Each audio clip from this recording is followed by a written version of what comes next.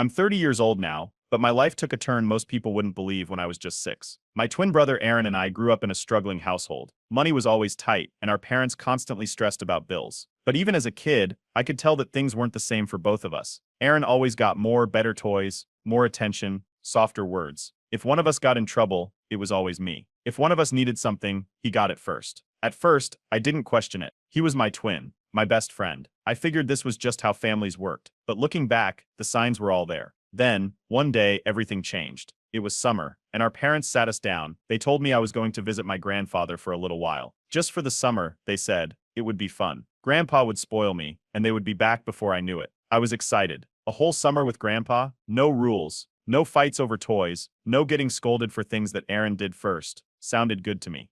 I packed a small bag. My parents drove me to Grandpa's house, a small, cozy place a few hours away. They stayed for dinner, acted like everything was normal, and the next morning they were gone. I counted the days. 1 week, 2 weeks, 3. I started asking Grandpa when they were coming back. He kept saying, soon, but then I saw the worry in his face, the way he hesitated before answering. And finally, one evening, he sat me down at the kitchen table and told me the truth. They're not coming back. I didn't understand. How could they just leave? Didn't they say it was only for the summer? Grandpa tried to comfort me, saying that I would always have a home with him, but all I could focus on was the emptiness. I waited for a phone call, a letter, a visit. Nothing. Eventually I stopped waiting. Life with Grandpa was different, but it was good. He wasn't rich, but he was kind. He made sure I had food, clothes, and a roof over my head. He didn't treat me like an extra mouth to feed or a burden. I was just his grandson, and that was enough for him. Over the years, I caught glimpses of Aaron's life, through relatives, through whispers. He was thriving, private schools, vacations, a new house in another state. He had everything. And me, I had a second-hand winter coat and part-time jobs before I was even a teenager. The real gut punch came when I was 15. That's when I found out that my parents hadn't just left me behind, they had erased me. They had moved across the country and told everyone they had one son. No one knew I existed. No old pictures, no stories, nothing. They had rewritten reality to fit their perfect little family. That was the moment I stopped wondering why they left. I had my answer. By the time I turned 18, I had no more illusions. They had chosen their life without me, and I wasn't going to waste my time chasing after people who had made it clear I wasn't wanted. When I was 22, Grandpa passed away. It was the hardest moment of my life, but I pushed through. I worked, saved, built my own life. It wasn't glamorous, but it was mine. Then, out of nowhere, a name I hadn't seen in decades popped up on my phone screen. Aaron, a friend request. I stared at it for a long time. It felt like a ghost had reached out from the past. I debated ignoring it, but curiosity won. I clicked. One message. We need to talk. It's important. I didn't know what to think. Why now? What could he possibly want? I hadn't spoken to him in years. I debated blocking him. But then, against my better judgment, I replied, "What do you want?" The answer came almost instantly. "Mom and Dad want to see you. They want to reconnect." I should have left it at that. Should have shut the door and never looked back. But something about it gnawed at me. I didn't want them back in my life. I didn't need their apologies, but I needed to know why. So I said yes. I agreed to meet them, and I had no idea just how insane their real reason was. I agreed to meet them, not because I wanted to forgive them, not because I was curious about their lives, but because I needed to hear it from their own mouths. I needed to know why. After all these years, they suddenly wanted to reconnect. Aaron sent the location, a high-end restaurant in the city, the kind of place where a single meal probably cost what I used to make in a week, the kind of place my parents wouldn't have taken me to even if I had grown up with them. I arrived on time. They were already there. Aaron was the first to notice me. He smiled, waved me over. He looked like someone who had never struggled a day in his life. Nice clothes, expensive watch, confident posture. My mother sat beside him, forcing a wide smile, but her eyes darted nervously. My father, on the other hand, didn't even look up. I sat down. The air was thick with tension. The kind of tension you get when people are pretending everything is fine when it really isn't. The first few minutes were small talk, forced pleasantries. My mother kept saying how much I had grown up. My father still wouldn't look at me. Aaron, though, seemed genuine. He told me he was glad I came, that he had wanted to reach out sooner. But before he could say more, my mother cut in. She sighed, clasped her hands together, and launched into what was clearly a rehearsed speech. She talked about regret, about how hard things had been, about how they had always loved me, even if their actions didn't show it. And then she got to the real reason we were there. Aaron was sick. A serious condition. He needed a matching donor, and as his identical twin, I was the best possible match. That was it. That was the reason for the sudden interest in me after 30 years. Not because they missed me, not because they cared, because they needed something. I sat there, letting the words settle, My mother's eyes welled up with tears. She called me their only hope. My father, still refusing to meet my eyes, muttered something about how it was the least I could do. Aaron, to his credit, looked uncomfortable. He admitted he didn't know how badly they had cut me off, that he always assumed they at least kept in touch. My mother went on about how we were still family, how the past didn't matter now, how they just wanted a second chance. And then, as if she had been waiting for the perfect moment, she pulled out a small envelope, slid it across the table. I opened it. Old baby photos. Pictures of me and Aaron as infants, as toddlers, side by side. Pictures of a life before they threw me away. The manipulation was so obvious, it was almost insulting. I put the envelope down and finally spoke. I laid it all out. The abandonment, the silence, the lies, the fact that they had erased me from their lives so completely that they told people I never existed. I asked if they would have ever reached out if Aaron hadn't gotten sick. Silence. My mother's lip trembled. My father finally looked up. His expression was flat, unreadable. Then he spoke. He said I had a good life with my grandfather, that I shouldn't hold grudges, that we all make mistakes. I laughed, actually laughed. Aaron, meanwhile, looked like he wanted to crawl under the table. He tried to defend them, said it wasn't that simple, that they did what they thought was best at the time. I asked if they had ever even once tried to check on me, if they had ever wondered how I was doing. More silence. And then my mother broke down. Tears, shaking hands, sobbing about how she regretted everything, how she knew they had made mistakes, but I was their son, and Aaron was my brother, and wasn't family supposed to be there for each other? That was the final straw. I stood up, told them I needed time to think, walked out before they could say anything else. Aaron followed me outside. He said he understood if I never wanted to see them again, but he was sorry. He said he didn't want to pressure me, but his life was on the line. He asked me to at least consider it. I didn't respond, just walked away. Later that night, I vented online. I didn't say it was me, just laid out the situation in a post. The responses were mixed. Some people said, family is family. You only get one brother. Others said, they abandoned you. You owe them nothing. I already knew where I stood, but I wasn't done yet. This wasn't over. After the disaster of that meeting, I went straight to my best friend's place. I laid everything out. The sudden reconnection,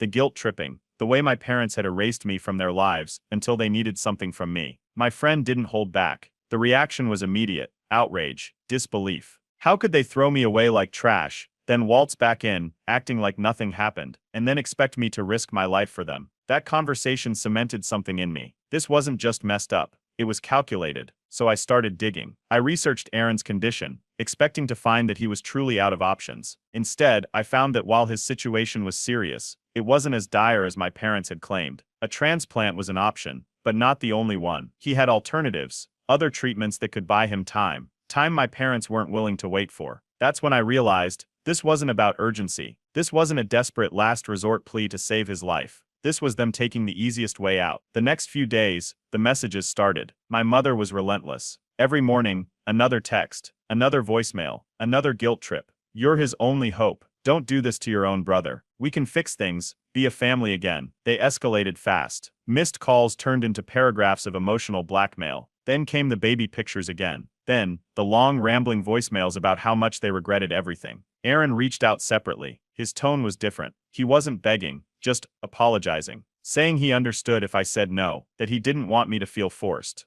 But something about that felt off too. So I kept digging. I reached out to an old relative, someone who had been on the outskirts of the family drama for years. That's when I learned the truth. My parents had planned to abandon me before I was even born. According to this relative, before my mother gave birth, she and my father had talked about how they only wanted one child. Raising twins would be too hard, especially with their financial struggles. But when we were born, they kept both of us. For a while, the favoritism started immediately. Aaron got the attention, the affection, the investment, and I was extra. They had always planned to leave me behind. They just needed to figure out when. That summer trip to Grandpa's. It wasn't a last-minute decision. It wasn't a tough choice they made under pressure. It was the plan all along. That was bad enough. But what came next? That was worse. I reached out to an aunt I barely spoke to anymore. I asked if she knew anything about how my parents explained my absence over the years. She hesitated. Then she told me. They told people I had died. At least, that was the story they crafted for their new social circle. For old friends and distant family, they simply avoided the subject. They got rid of my pictures, stopped mentioning me, and over time I faded from existence in their world. If anyone asked, they brushed it off. It wasn't that they had erased me overnight. They had rewritten history slowly, piece by piece. That's why none of their friends knew about me. That's why there were no pictures. That's why Aaron had never questioned it. They erased me. I needed to see it for myself. I found my parents' social media accounts, and sure enough, there was no trace of me. Their posts stretched back years, filled with updates on Aaron's accomplishments, their new house, their vacations. No other son, no mentions of the past. I scrolled through post after post, looking for anything. A picture, a comment, a throwback post. Nothing. They had rewritten history. And now, they didn't just want my organ. They wanted me to take Aaron's place if he died. I sat with that for a long time before I picked up my phone and called them. The second my mother answered, she was already emotional, talking fast, trying to control the conversation. She kept saying she knew I was hurt, but I needed to look past that we had a second chance to be a family. I cut her off. I told her I knew everything. The abandonment, the lies, the fake story about my death. The fact that they had been planning this since day one. She didn't deny it. She just stumbled over her words, saying they did what they had to do. My father chimed in, his voice steady. He said, "We did what was best, not for me, just best for them." I told them to stop pretending this was about family. They never wanted me back until they needed something. Then I asked the final question. If Aaron weren't sick, would they have ever reached out? Silence. That silence told me everything I needed to know. I hung up, and now I had a choice to make. Walk away forever, or burn the bridge completely. After that phone call I was done. No more back and forth. No more letting them pull me into their mess. I blocked my parents on everything. Calls,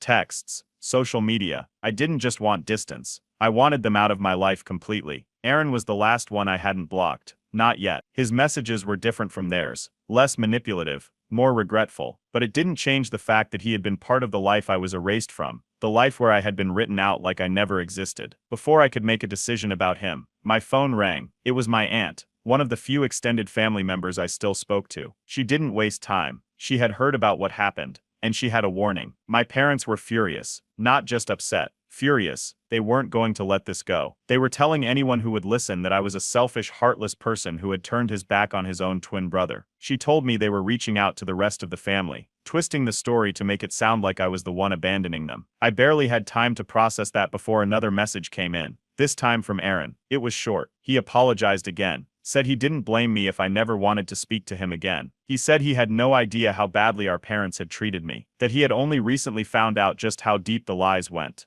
I didn't respond. I blocked his number. That should have been the end of it. It wasn't. The next day, I started getting messages from family members I barely spoke to. Cousins, distant relatives, people I hadn't seen in years. Some of them were angry, repeating the same story my parents had told them, how I had abandoned my family when they needed me most. Others weren't so quick to take sides. They asked questions, wanted to hear my side. And then, something I didn't expect, some of them defended me. Some relatives outright called out my parents. They reminded them loudly and publicly that I was the one who had been abandoned first, that my parents had left me behind by choice, and ignored me for almost 3 decades. That threw a wrench in their narrative. So they switched tactics. The next thing I heard, they were telling people I hadn't been abandoned, just sent somewhere better, that they had done what was best for me, that they had always planned to bring me back into the family, but circumstances got in the way. It was complete nonsense. I ignored it, until my manager called me into his office. He looked uncomfortable, like he didn't want to have the conversation he was about to have. My mother had called my workplace, weaving a dramatic story about a family emergency. My manager caught off guard, took down her number but didn't pass it to me immediately. When I explained the situation, how I had been abandoned and was only being contacted now for selfish reasons, he understood. He told the receptionist to block any further calls from them. When he asked for details, she got vague, saying it was about a medical crisis and that I was making a huge mistake. He hadn't given her any information, but he wanted to know what was going on. I told him the truth,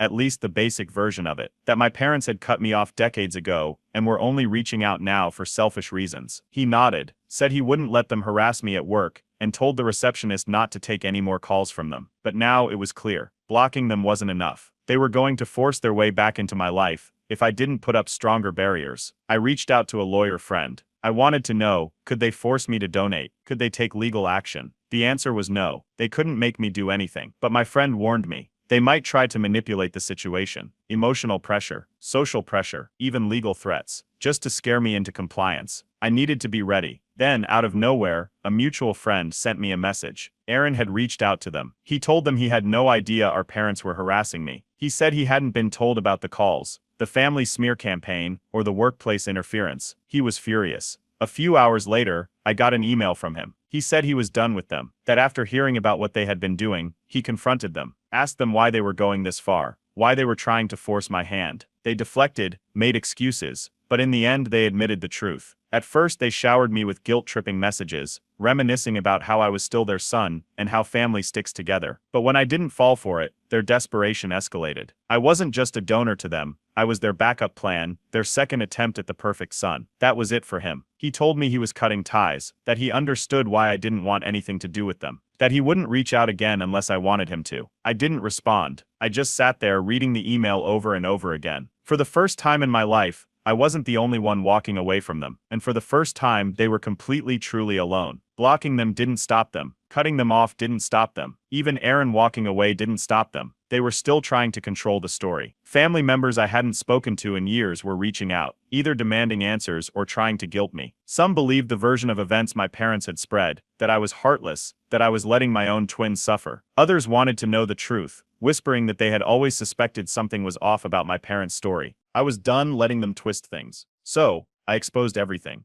I wrote it all down, every detail. The favoritism, the abandonment, the way they erased me from their lives, how they told people I had died, how they only reached out when they needed my body. I didn't post it under my real name, but I made sure the right people saw it. And once the truth was out, it spread fast. Relatives who thought I had been dead for decades lost it. Some reached out in complete disbelief, asking if I was actually alive. Others confronted my parents directly, demanding answers, and then their real nightmare began. Their friends saw it, their neighbors saw it. People they had spent years lying to, building a perfect image for, suddenly weren't so sure about them anymore. And the worst part, they had no defense. They had no pictures of me, no stories, nothing to prove that I had been a real part of their lives, because as far as they were concerned, I never existed. Their perfect lie fell apart. It didn't take long before Aaron reached out again, this time from a new number. He had seen the post. He had seen the reaction. At first, he struggled to accept it. Part of him still clung to the belief that our parents couldn't have been that cruel. But as more details surfaced and old family members confirmed my side, denial turned to anger. He had spent weeks trying to justify their actions, only to realize there was no excuse. And that destroyed him. But the family was split. Some relatives took my side immediately, shocked by what they had never known. They had assumed my absence was a quiet estrangement, not a full erasure. Others, who had known bits and pieces but had never questioned it, struggled with guilt. And then there were those who still pushed the tired excuse. But they're still your parents. As if biology alone made up for decades of abandonment. And then came my parents' response. Not an apology, not an explanation. Pure, blind outrage. They called me a traitor, said I had betrayed the family by airing private family matters, that I was making them look bad for no reason. They weren't mad about what they had done. They were mad about being caught. But that wasn't the worst part. A few days later, a cousin reached out. They had overheard something during a heated argument between my parents and another family member. It wasn't just about the donation. They needed money. Aaron's treatment wasn't cheap. Insurance wasn't covering everything. They had assumed I would not only agree to the surgery, but also help pay for it. That's why they pushed so hard. That's why they were trying to force me back into the family. I wasn't just a donor to them. I was a wallet. Aaron found out around the same time I did, and that was his breaking point. He confronted them. He demanded to know if they had only reached out because they needed something. If they had ever really planned to let him reconnect with me as his brother, or if I was just a backup plan. They dodged the question. They refused to answer. That was enough for him. He told them he was done. And then, a few days later, I got a letter. A formal cease and desist from a lawyer. They were trying to shut me up. It was nonsense, of course. Nothing in my post was a lie. They couldn't force me to stop talking. But it was their last, desperate attempt to control the situation. I ignored it. My own lawyer confirmed they had no case. That's when they played their final card. They told extended family that if Aaron died, it would be my fault. That was the last straw. Aaron publicly disowned them. He put it all in writing. He posted his own message, making it clear he wanted nothing to do with them. They had destroyed their own family, not me. And with that, their final lifeline was gone. Their golden child, their only son, the one they had chosen over me. He was done with them too. And for the first time in my life, the guilt, the weight I had carried for years, wondering if I should have tried harder, if I should have done more, it finally disappeared. I didn't owe them anything. And now, they had nothing. After Aaron publicly disowned them, everything should have been over. They had no more power, no more control, no more excuses. But instead of finally accepting the consequences of their actions, my parents did what they always did. They doubled down. It started with an email. My mother suddenly very sick. Terminal, she claimed. She needed to see me one last time before it was too late. The wording was dramatic, full of regret, of pain, of wanting to make amends before she left this world. At first I ignored it, but then doubt crept in. Could it be real? Could she actually be dying? As much as I hated them, the idea of her actually being sick was something I had to at least consider. Before I made a decision, I reached out to Aaron. He didn't even hesitate. It was a lie. She was perfectly fine. No hospital visits, no medical emergencies, no diagnosis. It was just another tactic, another guilt trip. And it wasn't just me she was targeting. Within hours of that email, I started seeing the Facebook posts, long rambling paragraphs about how her own son had abandoned her in her final days, how she had tried so hard to be forgiven, how I was cruel and cold-hearted for refusing to see her even as she was dying. The comments were a mixed bag. Some people bought into it, offering sympathy and outrage on her behalf. Others weren't so convinced. The truth had already spread too far, and plenty of people called her out. She didn't stop. A few days later, another message, this time from my father, short, blunt, straight to the point. I hope you can live with yourself if Aaron dies. That was it. That was their last move. Trying to dump all the responsibility onto me, as if I hadn't been erased from their family decades ago. I didn't respond. I didn't need to, but that wasn't the end of it. They weren't satisfied with just emails and Facebook rants, so they showed up, at my workplace. Security caught them before they could get inside. My mother was in full dramatic mode, crying, pleading, trying to get past the front desk. My father stood next to her, playing the silent, disappointed act, like he was just a poor man watching his family fall apart. They demanded to see me. Security refused. They caused a scene. They got kicked off the property. And just like that, their last stand crumbled. After that, things got worse. For them, their smear campaign backfired. The more they pushed, the more people started turning against them. People who had once defended them, who had believed their lies, began to question everything. Neighbors, family friends, even some of the relatives who had initially taken their side started pulling away. Because at the end of the day, they couldn't escape the one truth that ruined them. They had abandoned their child. They had chosen their golden son, erased the other, and only came crawling back when they needed something. Now they had nothing. Word spread that they were struggling. Their finances had never been as stable as they pretended. Between their lavish spending and medical bills, the cracks had already been forming. With Aaron cutting them off and no one left to manipulate, they had no choice. They moved away, hoping to start fresh somewhere else. No dramatic goodbyes, no last messages. They simply disappeared from the community they had spent years pretending to be perfect in. And Aaron? Aaron reached out one final time, not to ask for anything, not to apologize, just to tell me that he was moving forward. He was focusing on alternative treatments, doing everything he could to fight his condition without them dragging him down. He told me that he finally understood, that no matter how much he had been favored, it had never really been about love. It had always been about control. That was the last time we spoke. And for the first time in my life, I had true freedom. No more messages, no more manipulation, no more guilt.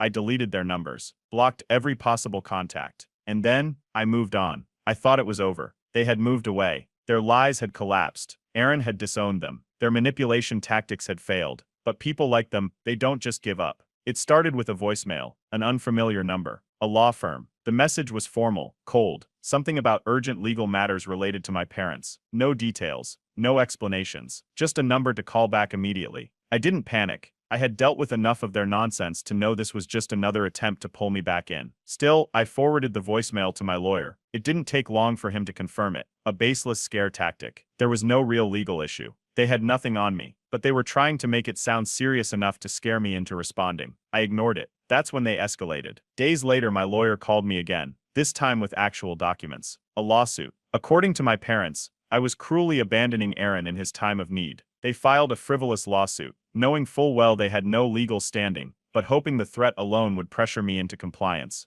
It was ridiculous. It had no legal standing, but it wasn't about winning. It was about pressure. They wanted to force me into the conversation, to make me engage. My lawyer wasted no time shutting it down. He filed a cease and desist, warning them that if they continued this harassment, they could face legal consequences. That should have been enough. But then Aaron found out, and he lost it. He confronted them, not just in private but in public. For years he had ignored the red flags. He had believed their version of the story, the softened, watered-down lies they had fed him. But this was too far. He didn't just call them out, he exposed everything. He wrote a post detailing the truth, how they abandoned me, how they erased me from their lives, how they only reached out when they needed something. He told everyone that the lawsuit was a lie, that he had never asked them to do it, that this wasn't about helping him, it was about control, and that was it. The final straw. Their last defenders, the few people who still believed them, vanished. The last pieces of their reputation crumbled. Even the law firm backed out. I got a call from my lawyer the next morning. The lawsuit had been dropped. Quietly overnight. They knew they had lost, but they still had one last move. A final email. The subject line, "One last chance." It was long, dramatic, full of emotional manipulation. She told me she would forgive me if I just fixed things, if I just helped bring the family back together, if I just understood how much they loved me. I didn't read past the first paragraph. I deleted it. And for the first time, they had nothing left. Aaron messaged me one last time. He told me that he was done with them. Truly, that he wasn't just cutting them off, he was moving forward, without them hanging over his life. He was exploring alternative treatments. He was taking control of his own health, without their influence, without their pressure. He told me he wouldn't ask for help again. And that was the end of it. My parents were alone now. No golden child, no allies, no power. For the first time in my life, I had won, and they could never hurt me again. I had to make sure they couldn't reach me. It was over. I'd already cut ties with them, but it wasn't enough. I couldn't leave any room for them to worm their way back in. So I did what I had to do. I changed my number. I moved. I made sure there were no loose ends for them to latch onto. I told only the people who truly mattered where I was. The rest, they didn't need to know. While I was putting distance between myself and that toxic past, Aaron was doing the same thing, but in his own way. He started therapy. After everything that had happened, it was clear to both of us that he needed to rebuild, and he had to do it without our parents' influence hanging over him. Therapy helped him process years of being manipulated and gaslit. He slowly started finding himself again, and as expected, he fully cut ties with them. No more contact. No more emotional blackmail. Aaron had made his peace with the fact that they were never going to change. The final push came when he publicly denounced them. He made a final statement online. Everything he had been holding back came out. He made it clear that they were the problem, that they were the ones who abandoned me, not the other way around. He said he couldn't be a part of their toxic cycle anymore. It was like a weight had been lifted. And yet their desperation didn't end. Our mother posted a sob story online. It was classic. The emotional plea, the crying, the poor me routine. She claimed to be the victim, writing about how her sons had abandoned her, and how she was now suffering without us. She begged for sympathy, hoping that the online world would rally behind her. But this time, no one bought it. People who had been on her side before started commenting, calling her out. The backlash was swift. They reminded her, in no uncertain terms, that she had abandoned me first. They weren't buying the poor mother act anymore. And that's when it hit. The complete social collapse. Every corner of her life that had been propped up by lies came crashing down. Their friends, those who had defended them for so long, started to see them for what they really were. They had manipulated everyone. As the weeks went by, the fallout continued. I heard through some family members that they were drowning in debt. All those medical costs for Aaron had taken a massive toll on their finances. The money they had been spending on trying to keep up appearances was no longer sustainable. It didn't take long for the news to spread. And with it came the complete isolation. No one, not a single person, stepped in to help them. I heard they had to sell everything. Their house, their car, anything of value, just to stay afloat. The image of the family they had spent decades building was completely gone. And Aaron, he had a fresh start. With the help of his therapy and his own resolve, Aaron got a new job, started rebuilding his life piece by piece. He was learning how to live without their toxic influence. He was moving forward, no longer shackled by their manipulations. I was proud of him. But more than that, I was just glad to see him finally living for himself. As for me, I had already moved on. Completely. I realized I had won. And it wasn't just about getting away from them. It was about finally being free. They could no longer affect my life, and I was okay with that. But then, they tried one more time. One last email. It came out of nowhere, after weeks of silence. The subject line was a half-hearted apology, mixed with an attempt to blame me for ruining their family. It was the same tired rhetoric. They still couldn't see the truth of what had happened. They still couldn't take responsibility. It was all about how I had wronged them, how I was the one who had ruined everything. I didn't bother reading it. I just deleted it. And with that, I was done. But Aaron wasn't done yet. He made his final break. He legally changed his last name. It wasn't just a symbol. It was his way of erasing them completely from his life. The name they had tried to force on him, the name they had used to control him for so long, it was gone. Aaron had taken the final step in cutting them off, and so had I. For the first time, I felt like I could truly breathe. They were gone. Completely. No more manipulations. No more lies. No more guilt trips. And I owed them nothing.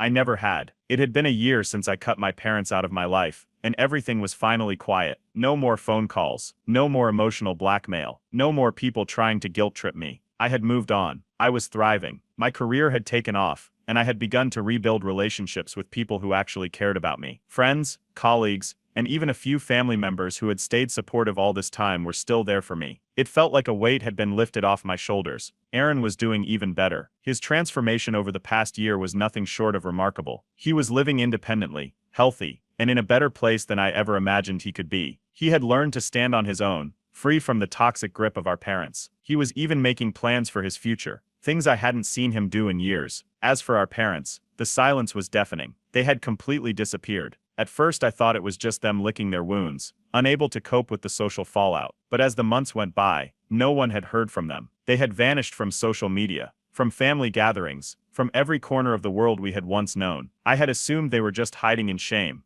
unable to face the consequences of their actions. But that assumption was shattered when I received an anonymous email one evening titled, "You deserve to know the truth." The subject alone made my blood run cold. I hesitated before opening it. The message inside was more than I expected. It contained evidence, documents, bank statements, transactions that showed my parents had been hoarding money for years, money they could have used to support me when I was a child. Instead, they had selfishly kept it all for themselves, even as I was sent off to foster care and left to fend for myself. The email didn't just stop there. It also hinted at something I had never imagined, a forgotten inheritance. The sender claimed I might have legal rights to some of the money my parents had hoarded. They suggested there were assets I could claim, hidden away from the world, assets that might still be left behind. I sat there for a long time staring at the screen. Part of me didn't even want to believe it. But at the same time, I knew this was exactly the kind of thing they'd do. They were always about the money, always about control. I forwarded the email to Aaron. His reaction, shocked, but not surprised. He had always known that our parents had been selfish when it came to money. He'd seen it for years, their tendency to hoard, to flaunt what they had while we struggled. It was almost like they wanted to make sure we never had a chance to succeed.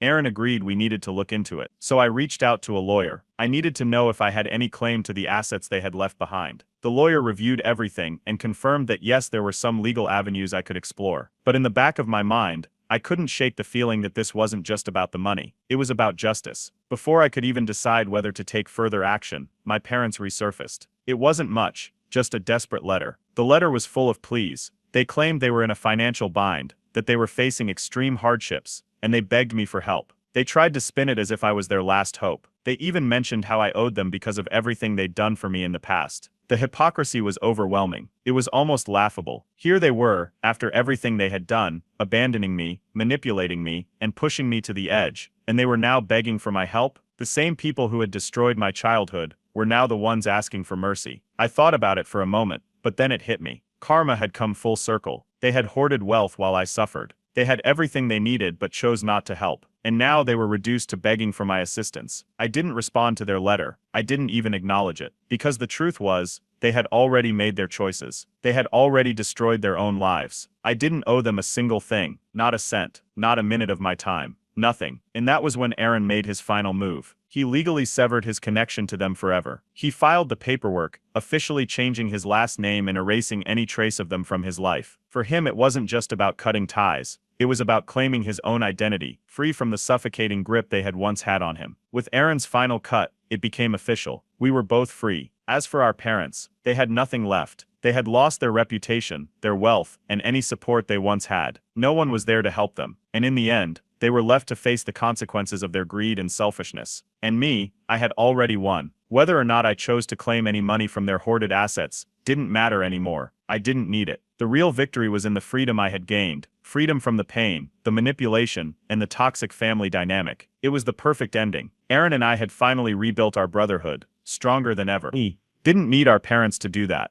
We were free. And as for them, they faded into irrelevance, left with nothing but the ruins of their own choices. I was at peace, and I would never look back.